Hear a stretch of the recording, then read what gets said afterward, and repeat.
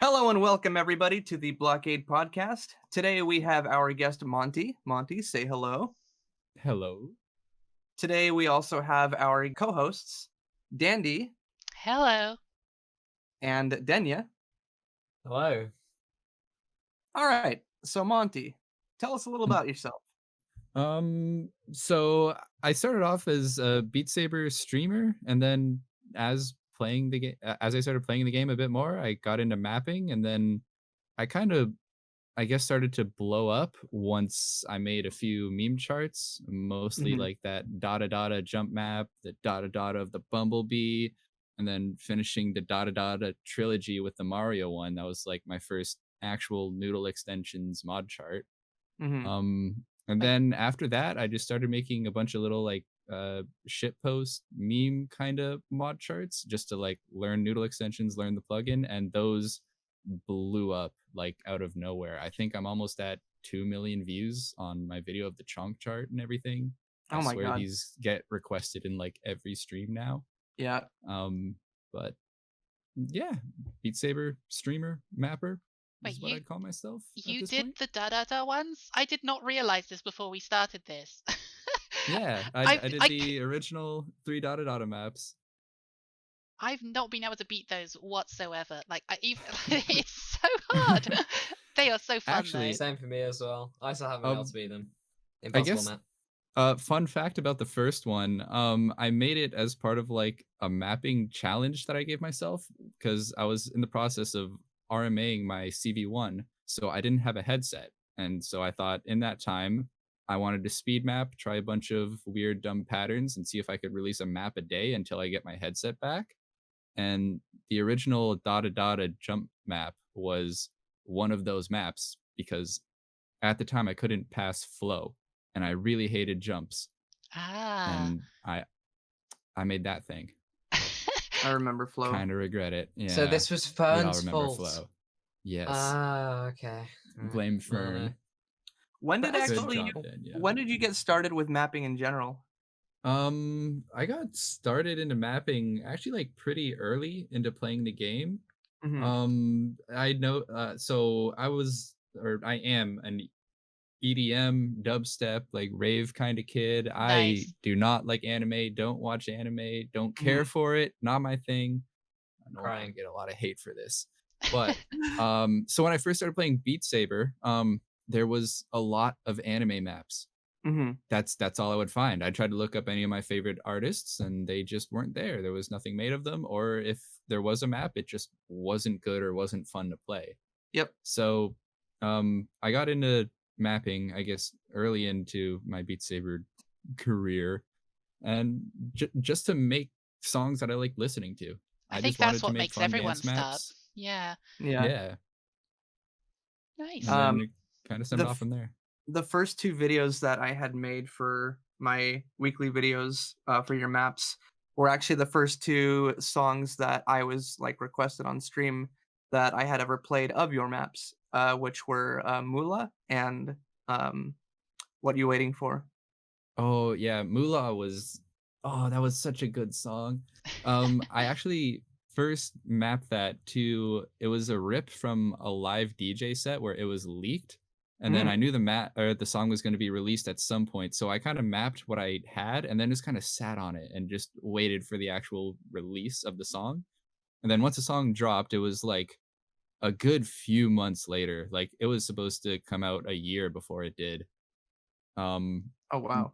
yeah, but But then you as were soon as the ready. song dropped, yeah, I just went and sniped it, and I think had it a good like 2 days after the song came out. I dropped the map, and Wow. it's still like one of my favorite maps that I've done too. It I was love your representation of doubles in that map. yes. So that map I kind of tried to do a half pipe dancey kind of pattern. I Mhm, watched what was his name? Benny the Beast. mhm, I watched his mapping tutorial because I know he has like a big choreography background and everything, and he just knows how to make dance patterns. And that was my goal, was to make something dancey and flowy that still fit with the song. mhm. So the whole thing was I just pictured a half pipe and just tried to jump from right side to left side the entire way through on beat to the song. And I can it see played that. out really well. And then that kind of stemmed out to the mapping style that I have now. Everything that I've mapped since is pretty much based on that. There's so much I need to learn about mapping as well. I've only made 2 maps properly. Like I've only released 2 of them. But like Mhm. there's so much to learn about it. Like you can very clearly tell when it's someone's first map, I'll have to say. I get Yeah. requested quite a lot of songs on my streams, and you'll find ones that have a lot of upvotes and like they're pretty popular, but that's only because they're the only song of that. They're in the only map of that song.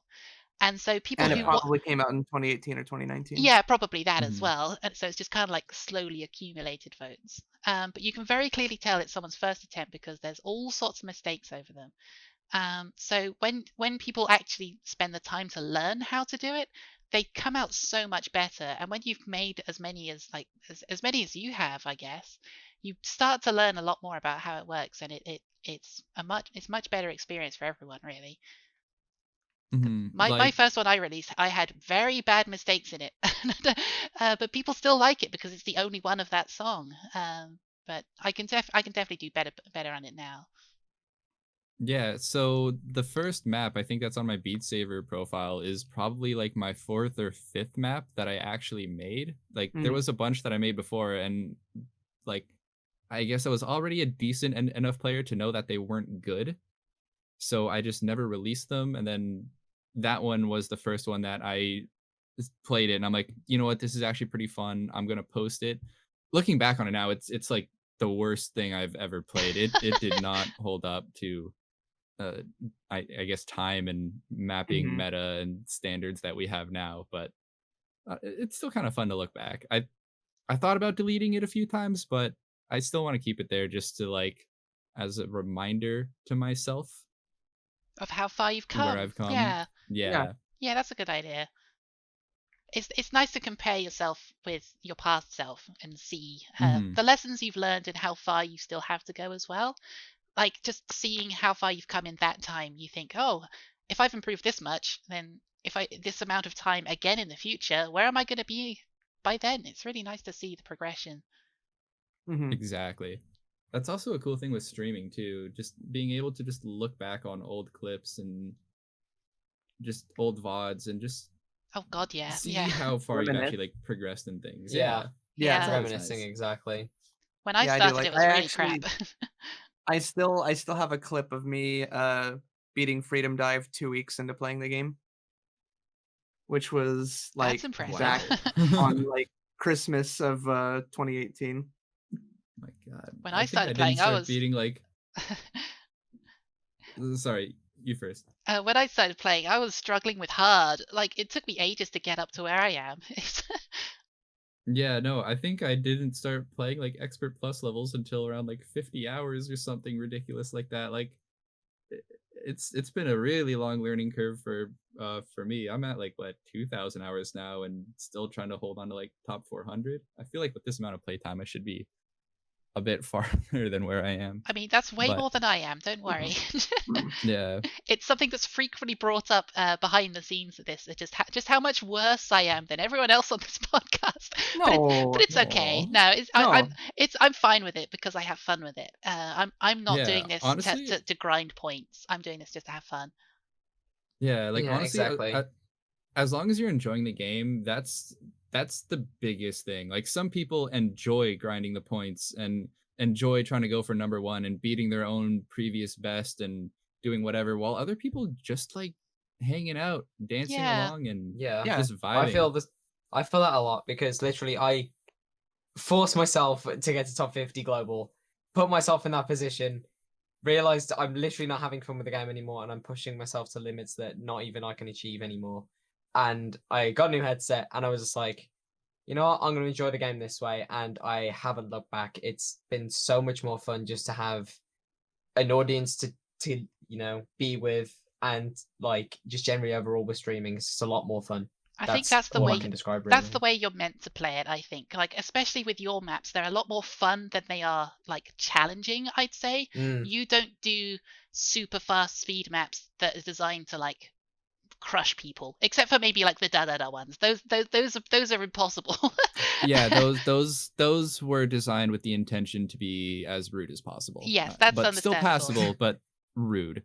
But yeah, like my whole goal with mapping, like the whole style that I'm going for is like dance maps, quote Yeah. unquote, but Mhm. for top players, or just like vibe maps for top players. So that like Oh no, the it's good old dance map. yeah, I feel like Yeah. dance map is a pretty like loose term now. It's pretty like frowned upon term. So like I say it Yeah, it loosely, certainly but is. yeah, it's like people are starting to call it tech now too. Like Oh. Yeah. I feel like my mapping style has been pretty consistent in that terms, but the whole meta, I guess we can talk about that later. But with the meta changes and everything, I'm really not trying to map tech. I'm just trying to make dancey flow maps. I'm trying to represent the sounds as best as possible with the swings, body, and Yeah. arm movement. Not necessarily going for the highest NPS, big fast slider, fast streams, high NJS. I'm just trying to get the feel for the song. So it Yeah. sounds more Yeah. like the wordage behind describing maps has changed rather than your own philosophy behind it. So you're still being the same, but everyone else is viewing it differently, perhaps. I'm not sure. I feel like in the last year or so there was a real shift. I know with the ranking meta and everything, there was a big focus on speed at one point, and you can't really do dancey angles with speed maps just because it's uncomfortable and it hurts. Yeah. So back in like the PPV1 2018 days, people didn't know about comfort and didn't know about keeping parity, didn't know what a triangle was. They also didn't care. That they just placed notes wherever they felt them, or felt they needed to be. So they would put a stream where there was a fast section. If they wanted your arms to go out to the side because it was a big epic moment, they would put a side note just because there. If they wanted their hands up, they would put up notes, even if it was double or triple ups in a row. If they thought the sound was a cut in that direction, they just did it. Mhm. And I feel like as soon as people figured out parity and the up and down flow, it just a lot of maps started to carry out that up and down flow. People started to get too comfortable. And now that tech is making a comeback, it's just like we've just gone back to PPV1 just with a bit more added comfort. But a lot of people are seeing it as bad mapping. You're going sideways, you're putting triangles in here. It's like, yeah, but we also had that like 2 years ago, and everybody was playing it just fine without complaints. Yeah. If anything, Yeah. it's kind of like a more healthier version of 2018 mapping. Exactly. That's what I was trying to get across. It's a more healthy version of 2018 mapping is, I guess, the current meta that's building up. Mm-hmm. I think that's a good And- one. That's a more comfortable and fun one, I think. Yeah. Just like people are actually starting to represent the sounds and the swings rather than just placing notes on beat and calling it a day. That's what I Kind did, of. which is why they're so bad. I mean, I'd like No, to, I'd like to that's try bad, again though. though. I'd like I to. Just like think what like the way that you should be seeing this is that like you have the idea down. All it needs is refinement. So if you look at a pattern and you think, oh, that's a bad pattern, like maybe not. Maybe if you just like set it up a little bit differently and have it flow a little better, you can still have the same type of feel to what you wanted your swing to be. But you don't have to like change it all that much. exactly. Yeah. So I do a lot of test plays on my stream. That's somehow become like a big thing of my streams, is just doing test plays and map reviews and stuff.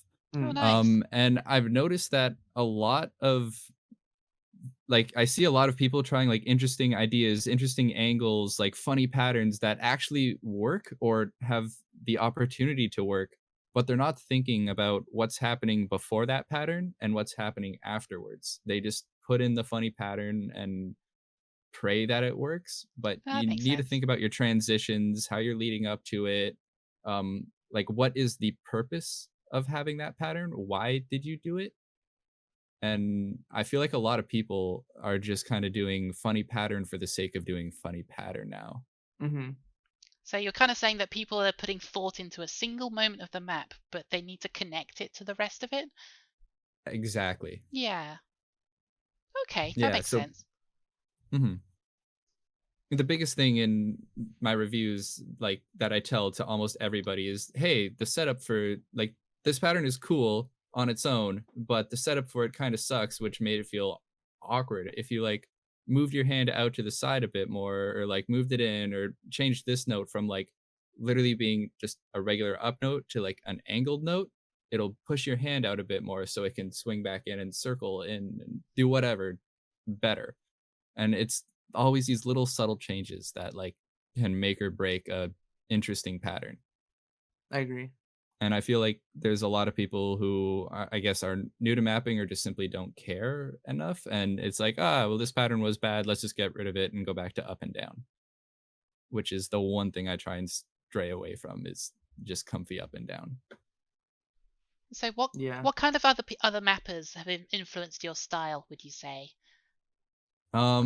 Phrase for sure. Yeah. There was a big moment where I was just playing a lot of phrase maps, and that's kind of what inspired me to start trying weird angles and using vision notes and just like trying different stuff. Um, Rustic back in the day, I think he was the one who did like the EC1 and EC2 pack and everything like that. I remember those. Those were the charts I played the most. Like anytime like I'd go to a friend's house and they got Beat Saber, I'd just go straight to the song search thing, just type in EC1, EC2, and just download everything. Nice. Those were really good way back when. In more recent time though, yeah, so definitely phrase. Who else? Umbra. I love Umbra maps I love so Umber much. Maps too. They're so Yeah, clean. same. They're so good. And Saret. Saret Oh, maps are simplistic in the angle and the swings, they but are. his rhythm choices I absolutely love. The way he just picks out the most prominent sound and just maps to that. Like he knows when to slow down, when to speed up, when to switch hands. Everything about his timing is perfect, and that's kind of what I'm striving for. They are very well balanced maps. Yeah. Also And in terms of like difficulty spikes as well. yeah, and on the topic of timing, Riger maps as well were a huge inspiration for me. At least with the few Suicide Boys songs that I did and like the mapping lyrics. Hmm. Riger is really good at mapping to lyrics and just weird timings. I know he's done a few like I guess freeform jazz solos or just weird Oh wow. live concert stuff, and like Just he times unconventional it. rhythm. Yeah, and he times it so well. Hmm. That's definitely something I strive to do That's a real or skill to there. Like match. being able to Yeah. pick out the real moments from lyrics takes a lot of Mhm. effort. I've tried it and it's very difficult. I'm always impressed with the when I'm playing a map and it's got that kind of flow to it from someone singing. And it works so well when it's done well. It's like you can very clearly tell when someone's put the effort into mapping that kind of style, and I'm always impressed with it. Have Yeah. you played the map that I think it was Mitchell that put out? That was like hexagonals. Let me pull it up. Saber. Something choppers. What is it? Mhm. Oh, that's gonna Worldwide annoy me. Worldwide choppers. That's it. Worldwide choppers. I think is it the name of it? was I don't think I have. I don't think I've even heard of that Tech one. 9, yeah, Tech 9 Worldwide Choppers. No, I've never Hex even heard of it. Hexagonal made a map for this song back in it looks like 2019, and Mitchell picked it up, and I guess he basically tried to it's this rapping song where it's like almost entirely like bottom row notes, and Hmm. everything is mapped to like the lyrics. And when I saw it played out on Twitter, I was like, Man, this kind of looks like the beginning of tinnitus, only in like rapping form. But like Oh, I played it, was this and posted recently? yes, Yeah. Ah, okay. Yep. I played it, and I actually like I was able to play it very comfortably, and I was very shocked that I was able to play it comfortably because I usually am really bad at playing like unconventional maps that are only mapped to lyrics because the human voice is like not perfect when it comes to being on time with a song. So when you map to like a person singing, sometimes it's not going to flow as perfectly as like doing it to the music. Mm-hmm. So That said though, the human brain is like pretty good at still predicting the flow with lyrics, even though it's a little bit off. It mhm, still kind of makes sense and still kind of holds a rhythm. But yeah, mapping lyrics is absolute hell. Like all of the lyric maps that I've done, I've probably sat with the editor at like zero point 0.2 speed and just played the same section over and over again, just trying to like pinpoint the exact timings. yeah. Yeah, I've Um, been trying to make a Wellerman map, like the sea shanty that's been going around. oh There's yeah, the yeah. version without any instruments, and it's just people singing, and everyone is always off time. Like there's a moment when it's basically like a quarter of the speed out entirely, just out of nowhere, in the middle of a verse, everything is out of time, and you're like, oh god, now, do I map it so it's still in time, or am I going to be mapping it to the lyrics? Like you can very much feel when it goes off, and it's very difficult to get that working because there's no instruments to like keep people in time. It's just make it up as they go. So that's a challenging one that I still need to get over it really. And going back to what you were talking about with the bottom row patterns and stuff, a pattern that came to mind when, or a map that came to mind when you talked about that was Riger's "Tip of My Tongue." It's just like it's rap song. I don't know how to describe it, but it's just really fast lyrics. My man's out here just spitting bars, Mhm. and he mapped it. And like it was one of my favorite songs for the longest time, and I was trying to figure out like why this played as good as it did. So I tried to ask him like, "Hey, what's your secret to mapping lyrics? What's the one trick that mappers don't want you to know?" And he's like, "Oh, well, if there's ever a pause in the lyrics, I just kind of repeat the hand and switch from a right hand stream to a left hand stream." And I'm like, "That actually kind of makes a lot of sense." That's And so simple. as I've been talking to more mappers, I know that's a rule of uh Umbra maps as well. Like if there's ever like a short pause in a song, but that's still like long enough to feel like a pause. If he left on a blue note, he'll start again on that same blue note and just continue on the same way. Then if there's another pause, like say on the left hand, he'll just continue back starting on the left hand instead of like having a stream and then the stream kind of pauses for a brief second and then continues as a stream. It's a little jarring. Yeah. Whereas if you kind of go back and forth in between a right hand and left hand, left hand, it makes lyrics feel so much better. That's kind of become like another rule that I swear by. And like the second that I learned it from both of them, it's like that's the only way I can map lyrics now is just switching hands. It's the kind of thing that you develop from experience. You start to recognize things that work for you, and then I think once someone's developed that, you can spread the knowledge and other people will learn it and improve it. So it's good that you've recognized this from other people and you're using it in your maps, because you're going to get the word out to more people that this is a good thing to do. So by using Exactly. good methods in your maps that are popular, then people will recognize them as the way to do things. So I think just Hmm. by making good maps on your own, you're improving the quality of other people's maps that they make. Yeah. You seem to have some other interests that you're passionate with outside of Beat Saber. Tell us about your Oh. photography work. Yeah, so photography was something I've always been interested in. Going back as like a kid, like back in middle school, I saw. Okay, I was really obsessed with PSPs at the time and like modding them and all the cool stuff you could do and all the Oh, homebrew PlayStation stuff. Portables. Nice. Yeah. And then yeah, a buddy of mine's dad always did a bunch of business trips out to Hong Kong, and then they had the PSP camera that was like only exclusively sold there. And I'm like, oh, this is the coolest thing ever. Nobody else in school is gonna have one of these. I gotta grab one. So I told him to grab me that, and then I just started taking pictures of everything because I always had my PSP with me. I always had this camera, and I just took pictures of literally everything. Mhm. After that, it stemmed off into skateboarding. Anytime I'd go out skateboarding, I'd always have a camera, just filming my friends, doing this, doing that.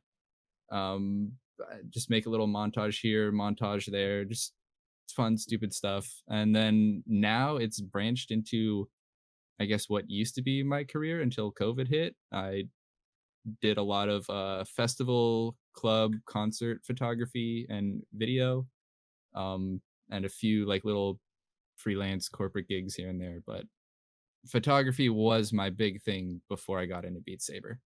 It's I really want this COVID stuff to end so I can get back into it. I miss it so much. Would you say that Yeah. your photography like skills have translated to your streaming at all? Like, is there anything that Um, you've learned from photography that's helpful nowadays?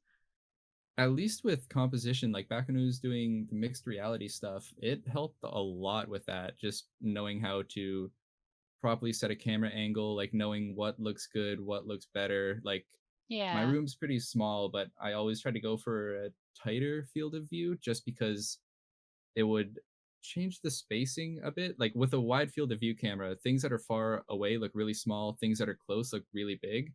But as you start to zoom in, everything starts to look the same size. So I noticed a lot of streamers were doing really wide angle field of view. You can see everything, see all the lights, but I really wanted to show off more of the scale of the game and how it actually looks in person. So Yeah, I that tried to makes set up sense. my camera angle to mimic, I guess, the human eye field of view, just Hmm. so Mhm. you can see the size comparison between me and the blocks and have a general, like, actual idea of the speed of everything and where it all makes sense. As for streaming now, I guess it just kind of helps because I understand what all of the settings in OBS mean, and I can just quickly like know exactly what to do and change them rather than having to Google stuff like, what are the best OBS settings for streaming and just clicking things at random, not knowing what they do. Right. It's probably But helpful for like video editing as well. Like you're recognizing how to chroma key stuff and things like that as well. It's exactly, yeah. yeah, knowing the Um, programs is half of it. so actually, what originally got me to actually focus on film was doing Call of Duty edits back in Oh like wow, 2012. Oh nice. my god. There was a bunch of people who figured out how to like record separate depth maps and like chroma key maps and everything else for Call of Duty 4, then layer that into After Effects and then 3D track that whole scene and build something else in Cinema 4D of like a building collapsing or a helicopter crashing in. Oh And my then it's like, god. I need to learn this. This is the coolest thing ever. And then you could just create so much more than just what is in the base game. So like if you wanted to tell a story through a Call of Duty edit, like, oh, you're a secret spy on a mission, helicopter crash, and you gotta get through and take out everybody in your way. It actually like tells a story rather than, oh, this is a guy who just killed 4 people in a Call of Duty match. Okay, next clip. Mhm. It just adds a little bit of like cinematic flair. Yeah. So I started learning a lot of that, and that's taught me most of my editing stuff, like how to chroma key, how to properly time, sound design, everything else there. And then I started taking it to real life through skateboarding, and then eventually networked my way up into what I'm doing now, which is the music festivals, concerts, and all that noise. But That's yeah, it started with games, and now it's back at video games, just with Yep. Beat Saber and full stuff. circle. Yep. Lots of transferable skills then. That's really useful. Mm-hmm. I But wanted to bring something up. I mentioned this before the start of the stream that earlier today I was like, you know what? I ordered this stuff a while ago and I should really get around to doing it. I ordered some tennis grips for my index controllers. And I mentioned that I tried this and it was a really good idea and then everyone else was like, Mawntee did this. He's the one that started this. And I was like, wait, what? So I somehow managed to get your idea like ingrained in me somehow that made me realize this is a good idea and I want to try this. And like it turned out to be you. So thank you very much for the idea of that. How did you come up with this idea? It works with the index controllers because the finger tracking still works. What made you realize this? Um, honestly, I can't take credit for that idea. Oh, I okay. saw it on I saw it on Twitter about a year ago. I thought it was Whoops that originally did it because I Okay. remember vividly seeing like purple wrapped controllers. So I messaged Whoops and he said it wasn't him. Ah, Interesting. So I have no idea where I got the idea from. I know it was somewhere on Twitter, like about a year ago, and then like before I even got the index. And then after I got it, I noticed my hand started slipping, and I just started thinking of things, and I kind of had like a memory. It's like, wait, I remember seeing something way back then. Somebody wrapped something tennis tape, and I started yeah. looking into it, and the what's it called? Tennis overwrap, I think is the actual name, or like racket overwrap or Something something. like that. Yeah. Yeah, the reason why it works is because it's more of a wrap and it's not actually an adhesive. So if it was an adhesive tape like hockey tape or something like that, I feel like that would mess up the finger tracking. Yeah, because it seems to work through the thin materials and it's very good.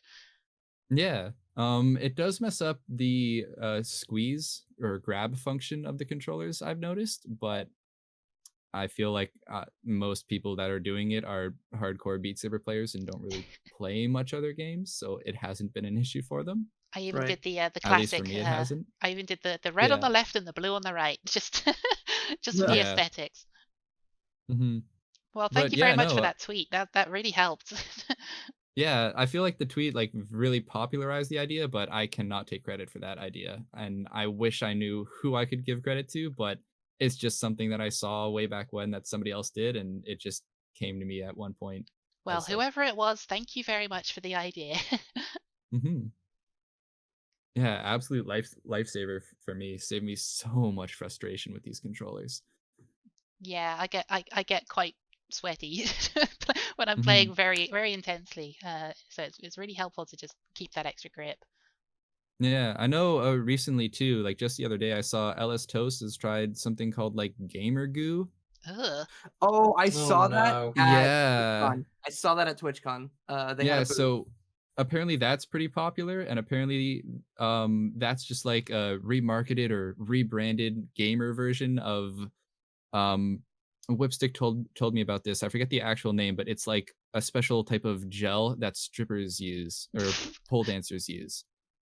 Oh, Okay. And it stops them from sliding up and down the pole when they get sweaty. And he Whipstick uses that for his hands when he's playing, and it works well for him. So So I've got a question for you here. sure, sure. So obviously you come up with some very cool ideas for making maps. Have you got any current ideas floating around? Anything that you'd like to see that yourself do eventually? um I really want to figure out like I've seen Joe Tastic. What he's been doing is importing like custom models as custom platforms, Yeah, just as like Yeah. MMD dance. I want to see how far that can be taken. those are a lot of fun.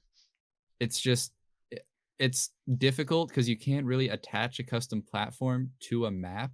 Like the people have to go out and download the platform separately for the map. I know nobody is going to do that if I put in the effort to do that, but that's something that I've been wanting to try. So I've been trying to learn a bit of 3D modeling. I know nothing about it, but I really want to see how far that can be pushed. Just creating your own custom platforms and having them animated and synced up with the map could open up a lot of possibilities for mod charts. I think even if not many people did it, the people that would want to do it are content creators. So like the big people that make YouTube Yeah. videos of them. And they're looking for anything that make their videos stand out. So if you have a custom platform with that kind of animation on it, that can really make a map stand out. And I think putting that much effort into it would make it more impressive because there's quite a few ones that Joe has done, and those are really cool. And they're much more memorable than just the regular maps that people do, it seems. So I think having something, Yeah. some unique gimmick to them is actually really nice. The thing is that I don't want to do something that takes that much effort and that much time to put into one map if I'm not sure that in the future it's still going to be compatible and still going to be playable. Right. Because I don't know if you remember when the Mario map broke, but Oh yeah. yeah, when the multiplayer update came out, Beat Games changed the way that the player and world position is calculated. Something I don't know what actually happened uh, behind the scenes, but when that update came out, I so when I made the map, I abused a bug in the game that the notes kind of followed the player's head position, even if the player was walking like back and forth. Huh. So when the new update came out, that whole thing broke, and the distance of the notes from the player was now calculated to the distance of the world. So the notes were following the world origin, not the player origin. So as the player Ah. was moving forward, the notes were not moving back to follow. They just kept going on their same path and ended up coming way too early because they were supposed to be moving back along with the player as the player walked forwards through the level. So I had to completely take down the map and rebuild it because of an update to the game. And I had a map with like 14,000 some odd downloads, and that a bunch of people were playing and had to say, hey, go and get this new version now. I fixed it. The one you're playing is broken and it's not going to work. And trying to get that across to a lot of people was difficult. Yeah, because Had not to all go of them are going to message. see it. Yeah. Yeah, so every popular YouTube video, I messaged all of the channels and say, hey, can you update the download link to the map so people don't download the old version? Like, try and push the new version. And if you're playing it on stream, remember that there's a new one and the old one's broken, so play the new one. And it was just such a whole Yeah. headache, and I don't want to go through that again. So, like, as much as I want to try this new stuff that Joe's doing, I know custom platforms has always been a little buggy. I just want to wait for something stable. So maybe sometime in the future, something else will happen that'll make it a bit easier or a bit more solid. But Yeah. again, importing custom stuff into the game is definitely something that I want to try. I mean, like, there's always the optimistic view that going through the process and learning that kind of stuff is useful for other things, but it depends on what you're Yeah. going to be doing with those skills and whether you want to do things with them in the future. So, like, just going through it and trying it could be useful, but it's up to you, really. Yeah, like there have been a few ideas I've been trying. Like there's a bunch of maps that I haven't released just because they're kind of concepts. Like Yeah. when I was first learning the Blender to Wall script that I used to make the Mario map, I tried just making like little art visualizations of other songs just to see like how far I could push it, what could happen, what I could do, how many even walls I could have on screen at once. And there was one map where I had 600 walls on the screen at one time and at perfectly playable frame rates. So I figured out that it's the notes spawning in that makes the game lag and not the amount of objects on the screen. So just learning Ah, things like that is I never definitely useful. considered Yeah. that. Yeah, that's good Mhm. to know, actually. Mm-hmm. Yeah. You get around to a lot of like music festivals, like not now unfortunately, but like Yeah. with your experience as a photographer. So Hmm. Hmm. what kind of music do you think deserves more representation, like amongst the top like Beat Saber player community? Um, man, I don't know. Honestly, just more Western songs, I guess. More slow. There needs to be more chill maps. Yeah, those are I really feel like nice. everything is all like a lot of the recent stuff is go fast, hard. I need the loudest screeches, the fastest BPM drum burr noises. Like I feel Oh like we need to yeah. slow down a bit more. Just have a lot more casual songs, just songs that are good to listen to, just casually listening. Because Stuff that would pop up in your Spotify recommended kind of deal. you can still have challenging maps with slower songs. You just have more complicated patterns. You don't it's something doesn't need to Mhm. be hard just because it has lots of notes in it. It can just be that, oh, you have to make this really awkward shape and you actually have to like move your body around more. Because I've See, the issue some with oh, yeah, sorry about that, but the issue with that is a lot of especially newer players today find that I'd say a lot more challenging because like in the way that like a lot of us have played the game, we've all got used to, you know, different patterns, you know, everything's a lot more complex, and then you've got a lot of newer players especially that are getting into the game, and it's all just like literally straightforward. They all have to go in like one direction. Yeah. And I think because of that, it's like Mawntee was mentioning before with PPV1 as well.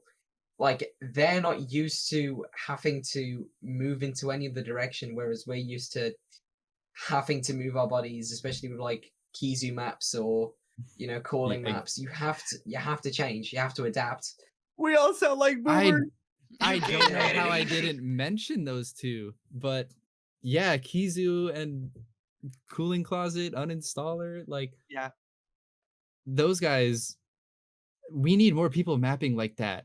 Because again, the 2018 maps, like maybe my boomer is showing here, but like people are getting way too comfy with the up and down flow, and all of the new players learning the game, they have like OV passes and they're like 3 digits, which you're all of the new players are just coming in and learning speed and up and down and how to hit a slider, but God forbid they need to hit a sideways note. Yeah, I That's mean, just I think off the table.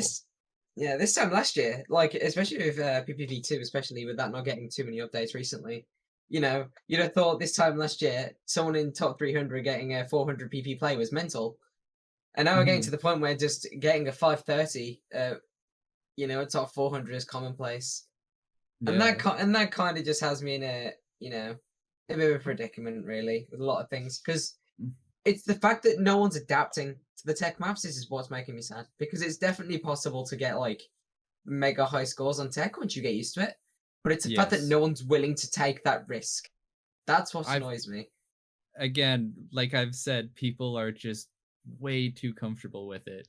So, man, I kind of want the Wild Wild West days of PPV3 back, and that's why I'm really loving this shift into the tech meta. I feel like a lot of people are really just throwing a lot of garbage at the wall. Like there have been some maps where it's just tech for the sake of tech, funny angle for the sake of funny angle, and like it's going to pick up a bit. There's going to be a big flood of tech maps, a big flood of just weird angles, people trying some really dumb stuff, and then eventually it's going to balance out. Yeah. And then there'll be a nice blend of like speed maps and just funny angles. I'm going to get a lot of hate for this, but Insecticide, I feel, is like one of those first maps that's kind of branching in between speed and tech. I know that map got a lot of hate, but I love that map. That was a really fun map on my sight read. That was I do actually like that map too. See, the thing is, what you just stated, no one can say you're wrong about, because that was a literal fact. It is a branch between tech and speed. You cannot dispute that. So obviously, being the first one, sorry to cut you off again. Sorry.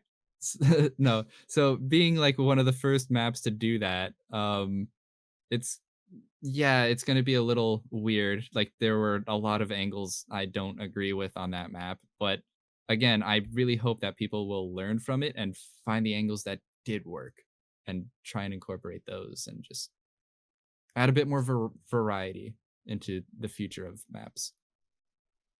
Experimentation is a really good way to just get that kind of idea out into the public conscience. Like, oh, here's something that I tried. It might not necessarily be perfect, but if you didn't like it and you notice something that you could improve on it, then someone else might make it better. So I think experimentation is a really good thing with mapping. I feel as though every good map that we've ever played where the community unanimously agrees like this is a good map came from people pushing the envelope with ideas.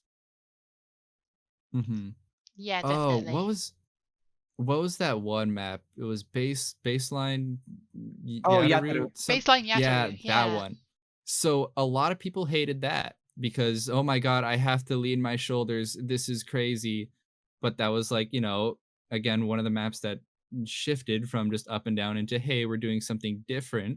And then after that map came out, a bunch of people tried a bunch of other things, similar concept, but I guess better execution. And instead of the whole map being that gimmick, it's just like tied in for one pattern or one section here, and it worked out really well. So like throwing a whole gimmick map out, it gets popular. A lot of people hate it, a lot of people like it. The people that like it incorporate it with their own stuff, and then it becomes just a new pattern that's well recognized. I And like the map because it's the only ranked map that I am higher than Denya on. Wait, which one? Wait. Baseline Yataru. Oh yeah, that's what. Yeah, I was talking about that before. That is my lowest score on a rank map. It is a 83.9. Because as soon as I try, like when I tried to do that map, I feel my back crack, and I was like, I'm never doing that again. Yeah, no, my score on that is not good either. Like, I don't enjoy playing it, but I love the concept of the map. Yeah, that's how I feel as well. And One day like going back to like pushing the envelope, like sure, maybe that map won't age well. Maybe it'll get unranked someday, and maybe some people will feel validated in hating it. But I feel as though using that map as like a learning opportunity, as pushing the envelope, maybe we can take some of the ideas from it and put it into something in the future that people will more unanimously like. Mm-hmm. On that note, I do want to talk about mod charts a bit. Okay. I don't know if you have any questions lined up for that. I actually was gonna say I do have one. Okay. Since a lot of people know you for your mod charts, what actually inspired you to put your focus into them? It was React. He invited me into this super secret Discord thing saying it was after I made the Bumblebee map, and I asked Science Snow to help me with that Rhythm Thief but Cursed. Oh, map. I love that one. Oh yeah. Yeah, and so after I made that, Science said, "Hey, do you want to try something out here? You like cursed maps and funny mods and stuff, right?" And I'm like, "Hell yeah, that is totally my thing." So they invited me in. This was like when Noodle Extensions was being made, and they were working on the Extra Sensory event where they were dropping all of the charts. Yep. They kind of brought me in, and I just sat there just like watching. I'm like, "Oh my god, this is incredible." And like they were doing the most basic things. Like I think the clip that they showed me was the intro to whatever that We Are Back map is. I'm forgetting the name of it, but it was just the intro where the notes start to vibrate a bit. And I'm like, wait, you can do that now? That can happen? And then they showed me at Doom's Gate, and I'm like, the walls, they're speeding up and then slowing down. Is that variable NJS? This was mind blowing for me, because it's like I had seen my first wall map for like the first time again, and it was all new and it was all fresh, and just brought all that excitement in. Then after that, I just started shadowing them in Discord calls as they worked. I started playtesting the stuff for them, having no idea what was going on, but I just kind of dialed in because, oh my god, this is cool. And then React showed me Not in the Groove, or Not ITG, which is a Step Mania clone with its main focus being mod charts.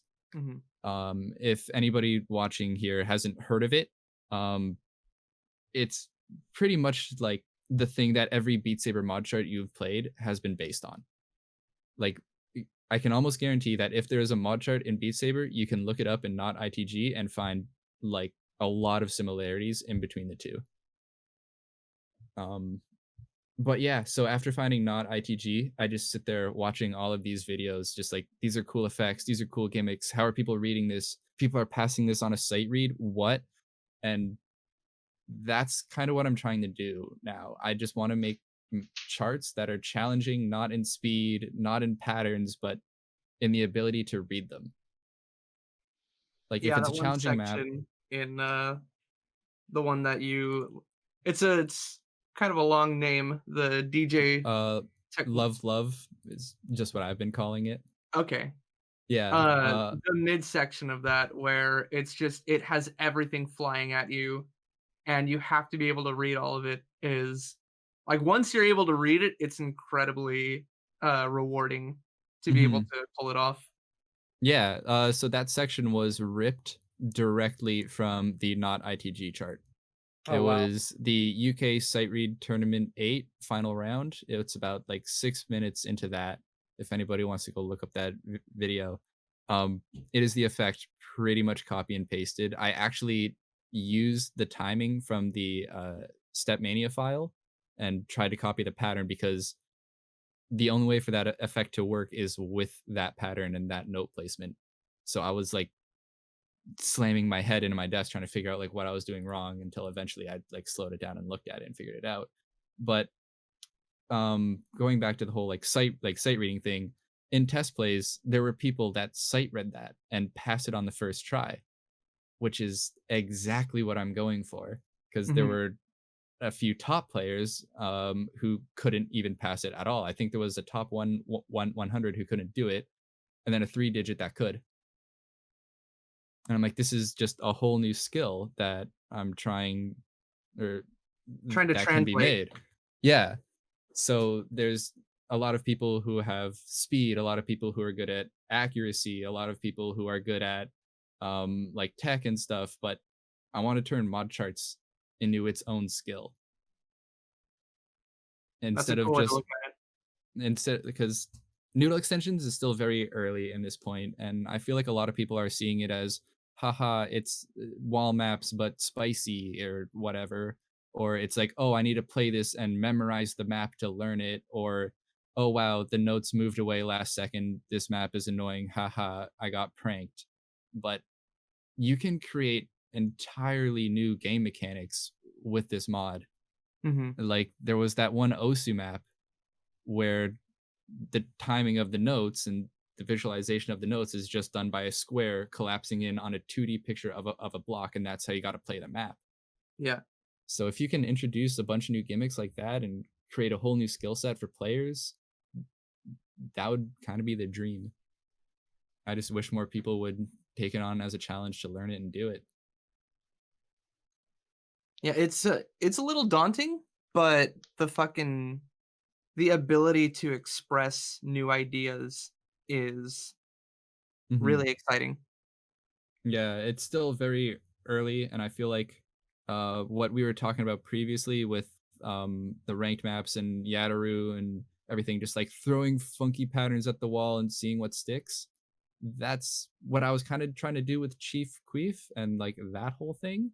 Mhm. It was, wow, this is a funny idea. Let's do it under an alt account so it's like not fully tied back to my name and people are will know that it's not meant to be taken seriously if it ends up being bad. But I was just like trying every dumb effect I could think of, putting it into a map and seeing which one people like the most. And then if that effect worked, then I put it into the actual map of Love Love. Like there was a lot of stuff from the Chief Queef maps that made it into that one.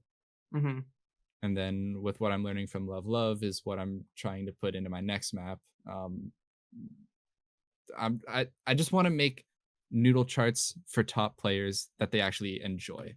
Because Yeah. I think last week on my Beat Saber stream, I had a moment where I was like, look, I want you guys to go out and find the wild noodle extension maps that are just completely different to everything else I usually play. And I think that's where I tried the up and down map first. I'd seen it around a Mm, bit, and there's the mode on it. I can't remember what it's called, but it's like the very start of it. It starts you actually upside down, and then you gradually yeah. rotate around. And that was completely different to anything I'd ever tried. I almost fell over. And it was just so creative. I love that you can do these things now. Like there's the other ones where you fly up into the air and or like it moves you physically. That's something I didn't expect to actually happen in Beat Saber, and I'm glad that people are trying with it. Is that something that you've experimented with?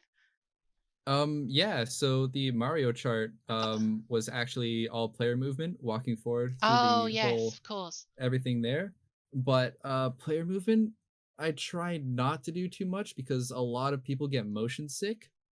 And with Noodle Extension still being like very early in its life, I know a lot of players, or at least my target audience of, top PP players, are super skeptical because they just see it as, oh, it's annoying wall charts. I don't care for it, blah, blah, blah. You don't want to put them If off I it. make them motion sick, and they're just not going to like it, and they're just going to Yeah. have more sour taste Mhm. with Noodle Extensions. Less likely to So, try the new ones.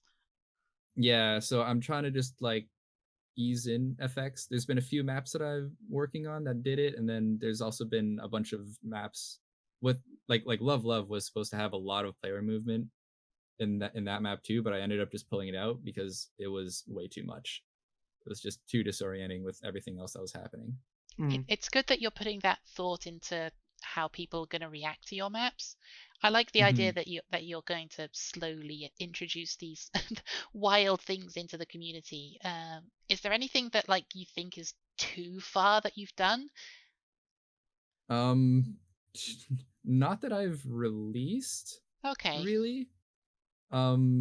There's one map that I have now where it throws you up into the air over the Green Day platform that has like the whole city and everything, and then it has you free falling and spinning at the same time as you kind of land. Oh God. That is really disorienting. After playing it like the fourth time, it's great. It's a lot of fun. I actually love it. But the first time I played it, I actually almost fell over. Like I made the map. I was fully aware of what was happening. I was expecting it, and it hit me, and I actually like took a step to the side trying to regain my balance. Oh God. Yeah. And if that happened to you and you expected it, then everyone else is going to suffer a lot more. Exactly. So I feel like if it gets eased in, people will start to expect it and start to get more comfortable with it, and over time it'll be something that can become commonplace. I really hope it becomes commonplace because that would be sick. Just having full freedom, full control, just being able to do whatever you want, not having to care about people's feelings and comfort levels. Another thing I'm looking forward to is noodle extensions for the quest. Oh. Yeah. Because there was 90 lane maps on the quest. So mapping extensions made maps that you could only play and pass on the quest because you needed a whole football field to run it. Yeah. You pair that with noodle extensions where notes can come at you from any angle and any spot. You could have like a full football field and like a circle will like pop up on the floor like a kilometer to your left, and you got to run there because you know that's where the next set of notes is coming from. Then it says look behind you, you see another circle, you got to run to there, hit the next section of notes, and like there's a lot of possibilities in what you can do with that. Just having the ability to have but like fun. We talked to Joe Tastic about this, and he, just to give you this tidbit of information, they limit tested how far you could actually go with the lanes. I actually remember this. It was with Toge or something, right? Yeah. Sorry to cut you off, but I remember that Joe Tastic forgot to turn off game activity on Discord, and I was just scrolling through my friends list, and I see he's working on something. I'm like, is that supposed to be public? Because like he named the map name exactly what it was. So in Mediocre Mapper, it said Joe Tastic is now playing this, working on exactly this project. I don't know if he leaked it or not yet, but probably the 500 lane, 500 miles. Exactly that. Yeah. Like, is that supposed to be there? And I was really excited, but I'm sad nothing ever came out of that because that would have been cool. He said the furthest they could go is about 460 lanes. So 420 lane map possible. Yes. Nice.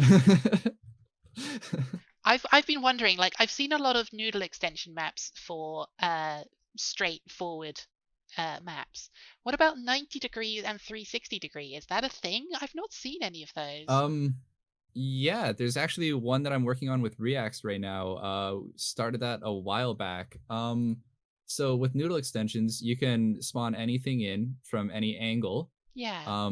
So the base game 360, the notes come in on a grid separated by like 15 degrees. With noodle extensions, you have a full 360 degree range of movement, even with decimals and stuff in between. You can also make notes come 360 up and down as well. So not just side to side, but on all spherical axes. Ooh. So a lot of people don't like 360 though, because most people have front-facing base station setups. People don't have the room to spin all the way around, so that's why 360 never really exactly. So that's why 360 never really took off. But Noodle Extension 360 is definitely something that's possible, just on the default regular Beat Saber, not exactly in the 360 platform. I'm looking Yeah. forward to seeing some of those in the future. Like having the extra dimensions to work with would be a lot of fun, and I think there's a lot of different things that people could try with that. Yeah, again, Noodle Extensions is still very early. There's not a lot of people doing note mods, and like I really want to encourage people to try out new note mods and just play it out, because there's so many cool concepts that like can be thought of, and new game ideas and gameplay mechanics that can be created, but there's only a handful of people actually trying. I feel like there's a lot of good minds out there that can actually work with this stuff if they put in the effort or put in the time. Well, hopefully Mhm. we've managed to inspire some people listening that might be interested in trying it. Hopefully. Are there any I good know guides on doing this? Are there any good resources for trying this? Oh yeah, Mawntee put out an excellent guide on Twitter. Oh yeah, that thing. I've been meaning to put out an actual guide, but the thing is, there's no simple way to do it. It's all scripting and JSON edits. There is the GitHub page, which actually goes really in depth with all of the animations and everything that Noodle has to offer. But they don't really tell you how to use it, because similar to like video editing, and if anybody has played with After Effects and stuff, there is a million different ways to do the exact same effect. Mhm. So you can't make a one-stop shop go-to tutorial on how to make notes do the funny, because you can type it in Chromapper, you can type it in directly with a text editor, you can do it through JavaScript, Python, you can do it through scuffed walls. There's just so many different ways to do it, so many different ways to attack things, and no way is the right way exactly. So Mhm. you just need to have an understanding of how everything is working in the background, and then once you get that understanding of how the maps work and how Noodle Extensions works, it becomes pretty clear cut on how to actually make it happen. But you just need the background knowledge first. So I've been wanting to make a guide, like not a tutorial, but a guide just explaining what's happening in the background of Noodle Extensions, hoping that people can figure it out for themselves and start making their Yeah. own stuff. Mhm. From the few people that I've tried to teach Noodle, the biggest hurdle for them has been just understanding exactly what's happening, or why this effect is doing what it's doing, or why this effect broke and isn't doing what you want it to do. It's not just as simple as click on note go left Right. kind of deal. Do the funny Yeah. thing that I want you to do. Sounds like there's a lot of Yeah. coding into it, so I think that's probably the barrier to entry for a lot of people. Hmm. But that said, I still have no idea how JavaScript works. I know how to make a for loop. I know how to make an if statement. That's about it. React came in and taught me everything, and within a week, I had the Mario map fully playable, Oh wow, That is sick. going from knowing literally nothing. Like, if you can understand what's happening in the background, you can figure this stuff out really quick. that's some good Honestly, tuition. just you saying that, I feel like would give like anybody listening the kind of like peace of mind that it probably isn't as daunting of a learning process as it Yeah. sounds. Mind you, I did spend almost the entirety of that week trying to figure it out, but Mm. within the first 3 days, I had the wall animation done and the player running down the track and hitting the notes. I had the notes kind of flipping up behind you, like that whole back-breaking section there. That was Yeah. done within the first 3 days as well, and then the rest of the week and a half it took to make that map was just trying to fix bugs and trying to figure out what was going on. One of the bugs ended up actually being a bug with Noodle Extensions itself. Okay. So, yeah, like if you're determined enough and want to take the time to understand why things are happening, you can pick it up pretty quick. It's not as hard as you think. It's not as daunting as you think. Just give it a bit of time to try and understand it. Hmm.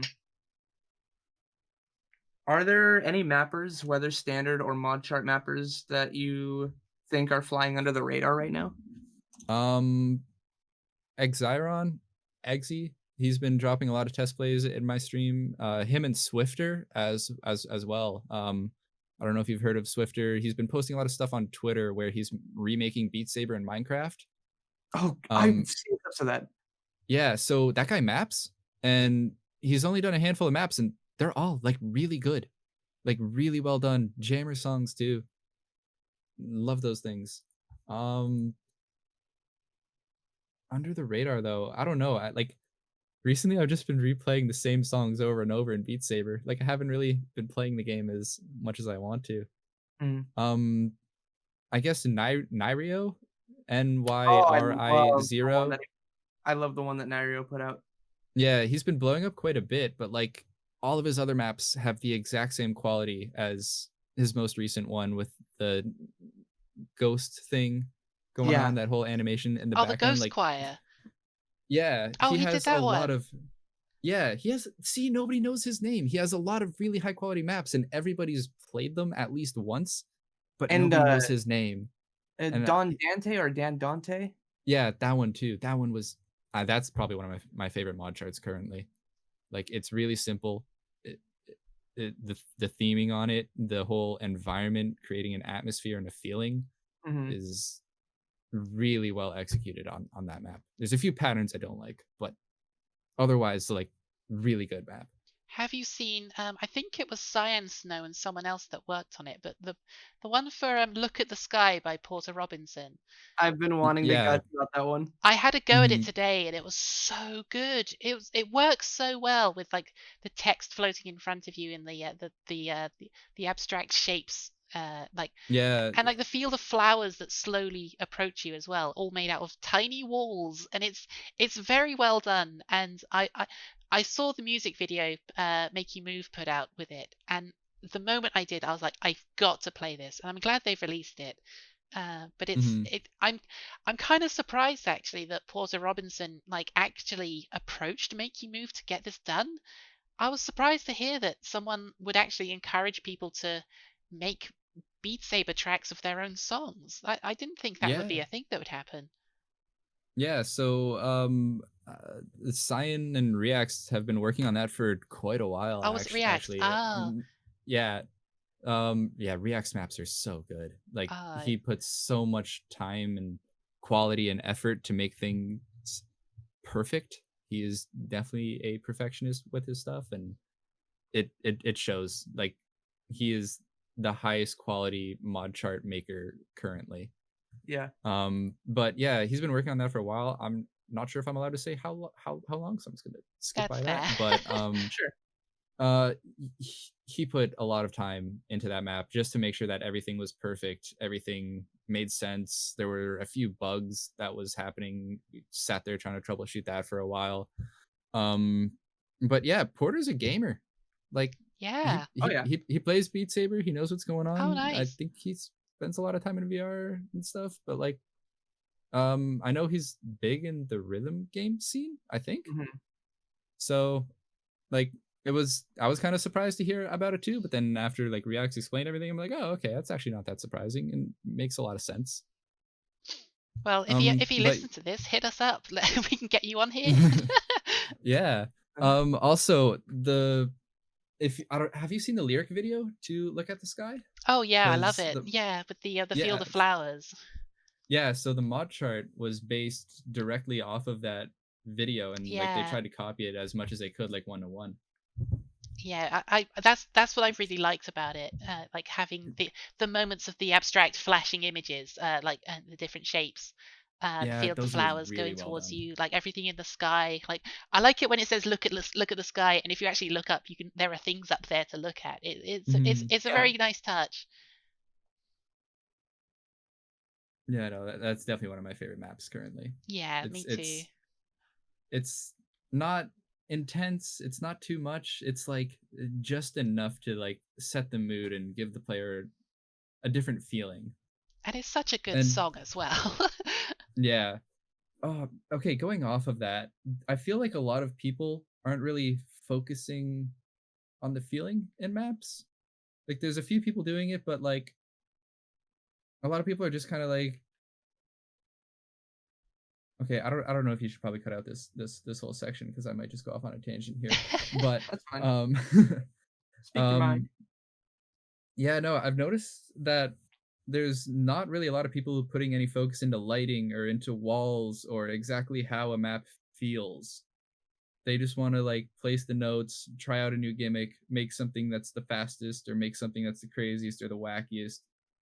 Not really trying to Evoke a feel certain out. emotion that the music is trying to portray. Exactly. Um, I've noticed this a lot with chroma lights too, and like certain mappers' color choices. It's like you're just flashing a bunch of like rainbow stuff when this is a really calm part in the song. Why not go with like very dim lighting or like a dark red or some sort of cool color that feels spooky and mysterious? Because the song is spooky and mysterious, but you are flashing rainbows at full brightness, Yeah. and it looks cool. Don't get me wrong, but I feel like there definitely needs to be more focus on like emotion and feeling and theming, I guess is the right term Yeah. for maps.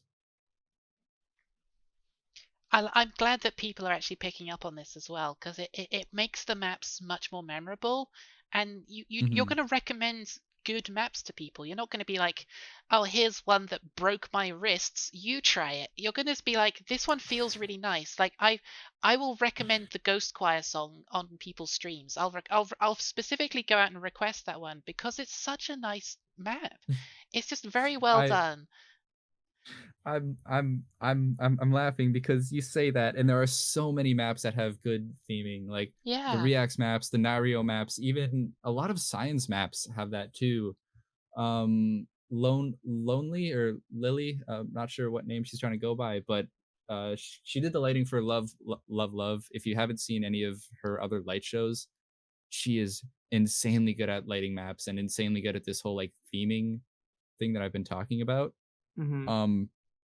But okay, I'm going off here. Going back to the whole wrist breaking thing. Most of the requests that I get in my stream are the funny wrist breaking maps. It's Yeah. kind of hurts me that people want to see that over like the actual cool cinematic kind of stuff. Is there like a But convenient playlist of these kinds of ones? Like I'd like to see on Beast Saber, just like here's a really good playlist of nice songs. Is that there?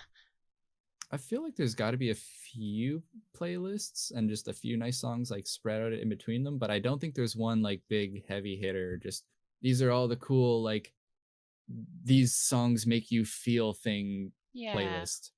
maybe that's something that could be worked on. That I'd certainly like to see that. Mm-hmm. Maybe like a creator recommended list, ones that you take inspiration from and you think are actually like the pinnacle of creativity right now. I think that would be really nice to see. Oh Mm-hmm. man, actually, going off of that, I think a playlist that let's say you have somebody that you like to follow. If I like a lot of maps that Monty likes, if I recognize that his taste aligns pretty closely to mine, I would actually be interested in just like going somewhere where Monty might have like a public playlist of like, hey, here are a bunch of maps that I would recommend, and maybe have just like this public database where people can look up recommendations from people who they enjoy like the same Man, map with. I have been saying this since I first started playing the game. I want a mod that is just an in-game playlist manager Absolutely. Yeah. that is like popular, can get approved on Mod Assistant or like tied in a song core, something that everybody has, just a way to make your own playlists and share them with friends. Yeah. Because I know so many other people that have like similar mapping tastes and similar music tastes to me, and I always ask them like, "Hey, what's a map you've played recently?" And they can't remember it off the top of their head, or like Exactly. especially remember the code too. Like if you But could just press a button if in game and say add to this playlist. Done. yeah, That's like all you need. there is one playlist manager that I found on GitHub, but it has a few conflicts with a few other mods, so half the time it doesn't work or doesn't show up, and then nobody has it because it's all written in like Japanese, so it's Mhm. very difficult to find. But man, we just need like a popular one or some integration into an already popular mod like Song Browser, Songcore, Well, something like that. I'm friends with Nalu Luna, the one that did Feet Saber. I might have a Yeah. might have a word with her, see if there's something that she might be able to do. Yeah, that would be incredible. Yeah, well, maybe keep an eye on this space. I might be able to get something working because that would be really helpful. All right. I hope so. Yeah. Also, I just realized the time right now. Yeah. We've been We've been been going a chatting. while. I feel like I rambled quite a bit on like a lot of the same thing. No, this is good stuff. No, this Any is very good. questions? Just rapid fire, I guess. Sure, we could rapid fire. How has TikTok affected your online presence? Not as much as I would think. Like Yeah, I shot up to about 100K followers over the course of like a week. I've had a few friends on Facebook messaging me saying, "Hey, you're on my TikTok for you page. That's so cool." And I've had probably 5 people on my stream say that they came from TikTok. Nice. And that's about it. Yeah, it's surprisingly underwhelming, right? Yeah, because like there's big numbers, there's a lot of people there, a lot of interactions, huge follows. There's a few videos that have like a couple million likes on them, and it's just like that's all on TikTok. It seems like everybody's forgotten about it. It seems like Doesn't very translate fleeting. outside. Yeah. Very fleeting popularity. It's like very self-contained. Yeah, whereas when my YouTube blew up from like 1,000 followers to, I say blew up, but it's still pretty small in I guess other content creator terms, but from 1,000 followers to 10,000 followers over the course of like a week, that's when my streams doubled in views. Mhm. A lot more people came from YouTube than they did from TikTok. And that's like a whole 0 chopped off from that number of followers or subscribers. Yeah, you would think that with Logan's 3.6 million followers on TikTok that he would be getting a lot of like people coming in to his stream, but like 150 is still like pretty fucking good in Beat Saber's terms, but like Yeah. it's still very minuscule compared to like the 3.6 million that he's got on TikTok. Yeah, and it's not as if like Logan's a bad streamer or not interesting or anything. Like you're gonna sit there and watch those streams for hours. Like there's always something weird happening. There's always something cool. Like TikTok is a weird platform. It seems very locked into itself. Like there's a lot of growth, there's a lot of everything happening, but it's all kind of confined in TikTok. Yeah. I've been very apprehensive about trying it myself. I've downloaded it. I haven't made an account, but I don't know whether it's worth putting the time and effort into making content for it. I will say though, seeing the 100,000 followers come in, the feel good chemicals in my body, they were going. Nice. Like, it feels really good to post on TikTok, and within the first like day you have like 20,000 views, and it's just like, wow, this is incredible. This is the same thing I posted on Instagram and got 10 likes on, and here it is getting like 20,000 views.